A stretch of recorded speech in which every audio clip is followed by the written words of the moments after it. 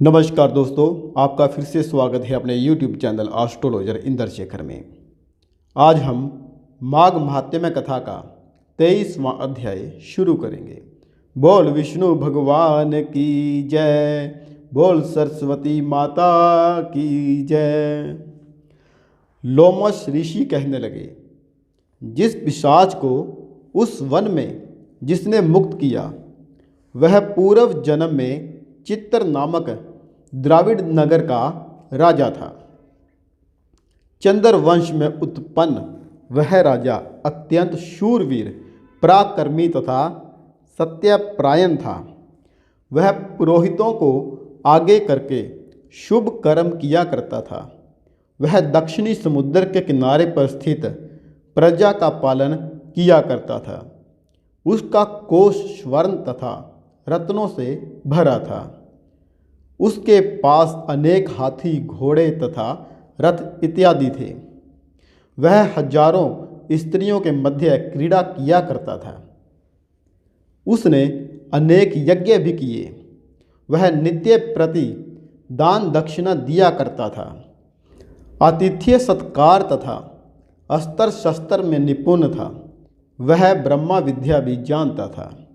ब्रह्मा, विष्णु, महेश तथा सूर्यदेव में उसकी समान रूप से भक्ति थी। स्त्रियों से घिरा हुआ वह बगीचों में रमन करता था। एक बार वह कौतूहलवश जटिल मंदिर में गया। वहाँ वेद विहीन भस्म लगाए जटिल पाखंडियों से उस राजा की बातचीत हुई। पाखंडियों ने कहा कि हे राजन, शैव धर्म की महिमा सुनो। इस धर्म के प्रभाव से मनुष्य पाप को काटकर मुक्त हो जाता है। सब मतों में शैव मत ही मुक्ति देने वाला है।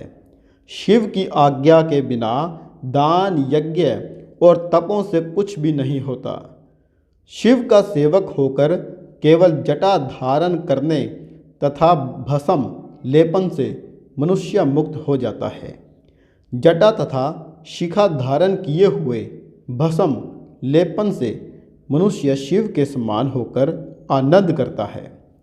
इसके बराबर और कोई मुक्ति का उपाय नहीं है। जटा तथा भस्म धारण करने वाले सभी योगी शिव समान हो जाते हैं। अंध, जड़, नपुंसक तथा मूर्ख सब जटा से ही पहचाने जाते हैं। शूद्र वर्ण के शैव भी पूजनीय हैं। विश्वामित्र क्षत्रिय होकर तप से ही ब्राह्मण हो गए। बटमार वाल्मीकि तपस्या से अग्रगण्य हो गए।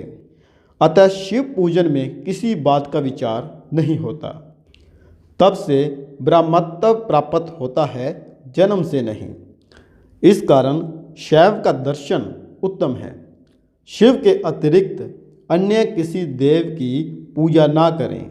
शिव तपस्वी को विष्णु का त्याग करना चाहिए। विष्णु के दर्शन से शिव द्रोह पैदा होता है और शिव द्रोह से रौरव आदि नरक मिलते हैं। अतः भव सागर से पार होने के लिए विष्णु का नाम भी नहीं लेना चाहिए। निशंक होकर जो तपस्वी शिव से प्रेम करता है वह कैलाश में वास करता है, इसमें कोई संदेह नहीं है। इस धर्म में सदैव भस्म धारण करनी चाहिए।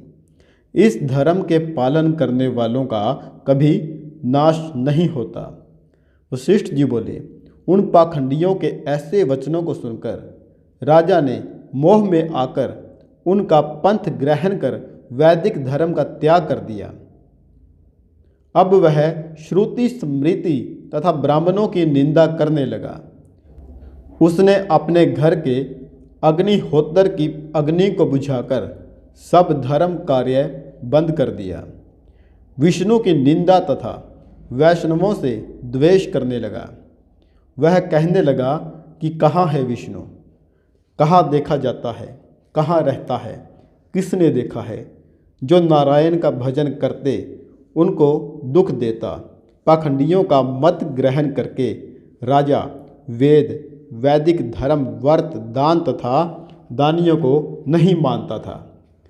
वह अन्याय से दंड देता तथा सर्वदा भय एवं क्रोध से भरा रहता। वह हजारों स्त्रियों से घिरा काम क्रीड़ा किया करता तथा गुरु एवं पुरोहितों के कहे हुए वचनों को नहीं मानता था। पाखंडियों की बात मानकर उनके कहे पर विश्वास करता। उन्हें अनेक गांव, हाथी, घोड़े, सुवर्ण, रत्न तथा आभूषण आदि दिया करता। भस्म लगाए तथा मस्तक पर जटा धारण किए कहता कि जो कोई विष्णु का नाम स्मरण करेगा अथवा उसकी मूर्ति पूजन व दर्शन करेगा उसका वध कर दिया जाएगा। अतएव उसकी इस घोषणा से अनेक ब्राह्मण तथा वैष्णव उस देश को छोड़कर दूसरे देशों में चले गए। जो कुछ बचे वे जटाधारी होकर त्रिपुंड लगाने लगे अथवा जीविका से दुखी होकर वृक्षों के पत्ते खाने लगे।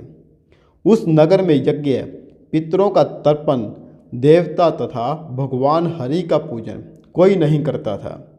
राजा एवं प्रजा सभी विष्णु से द्वेष रखने लगे।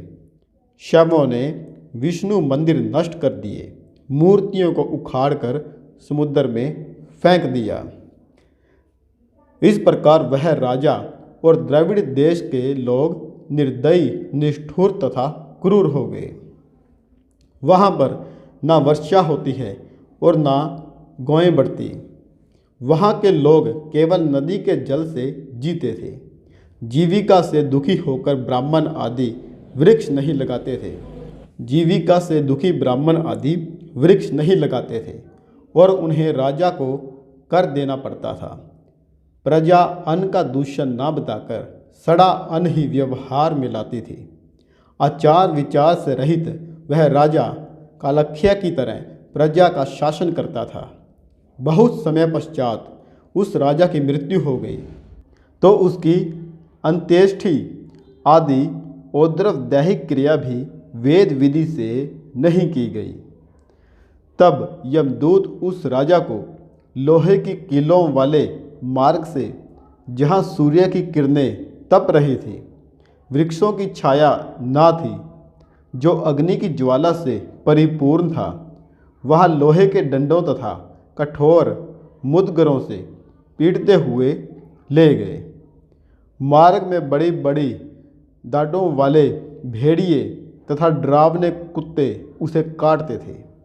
इस प्रकार दूसरे पापी मनुष्यों की हाहाकार सुनता हुआ वह यमलोक पहुंचा।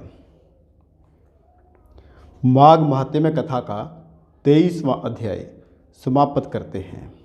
दोस्तों, वीडियो को लास्ट तक देखने के लिए आपका बहुत बहुत धन्यवाद।